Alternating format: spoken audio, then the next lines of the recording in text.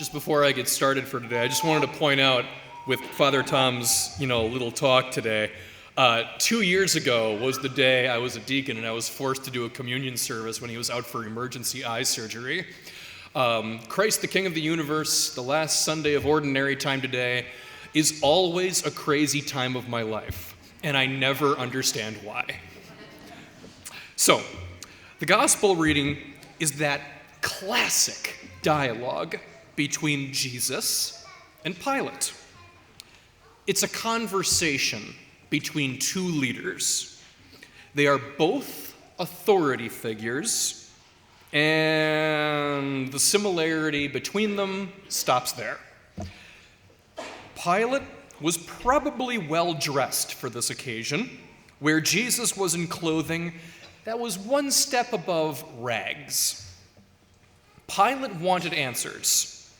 Jesus was apparently in no hurry to give clear answers. Pilate was largely acting out of a response to the expectations of his fellows and the crowd. Jesus was not being swayed or pushed by anyone, except for his Father in heaven, of course. Pilate was at least partially interested in saving his own skin. Jesus knew what was expected of him in that regard. So these two men might well have been speaking different languages. They belonged to two separate worlds, and Jesus did not succeed in teaching Pilate what his kingdom was all about. I wonder, actually, what the world would be like today if Pilate had an 11th hour conversion right there in Jerusalem. If Pilate just threw open the doors to the city courtyard and shouted at that crowd, "You will not lay a finger on this man, for he truly is the Son of God." It's a question that quickly spirals off into its own thing. Would Jesus have completely avoided the cross, lived for 60 more years, or would he have just gotten in some other kind of trouble the next day? I could see it going either way, really. The what-if game can be fun, and it can help our minds imagine an old event from a new angle, and that's good. But we need to be careful about taking it too far. The fact is, the story certainly ends with Jesus on the cross, and we have to own that. So I think really the big point to take away for today is that difference between Jesus and the other leader. Pilate can be seen as a representative of the Caesar, of ultimate secular authority.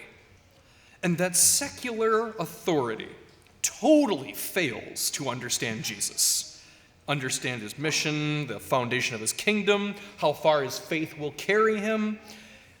That's a devotion that we all carry within us to some degree. And sure, we're probably not going to go on trial for our faith. Fair enough. But we do have these sorts of conversations that we heard in the gospel today. Conversations where the other person tries to get a confession out of us, or tries to understand us, but can't even find a suitable starting point. Those are often times where we are judged or bullied just for being ourselves or standing up for something. And so there are the times where we make enemies in spite of our wishes for friendship and peace. And in all those cases, all we can do is learn from Christ, the King of the universe. We can stand up for ourselves and try to help our Pontius Pilate to see the truth of the matter at hand. But if that attempt fails, we must gather enough courage to hold fast and refuse to buckle to the false assumptions of others. Christ had to deal with that in the gospel today. Christ is a king. Pilate did not see that kingship while he was speaking to Christ, and his actions afterward reflected that failure to see the truth that was right in front of him. And although Christ did not get Pilate to see or understand, he did succeed in remaining kingly and truthful, right to the end. So may we all remain honest and brave and truthful, even in the face of our most stubborn adversaries.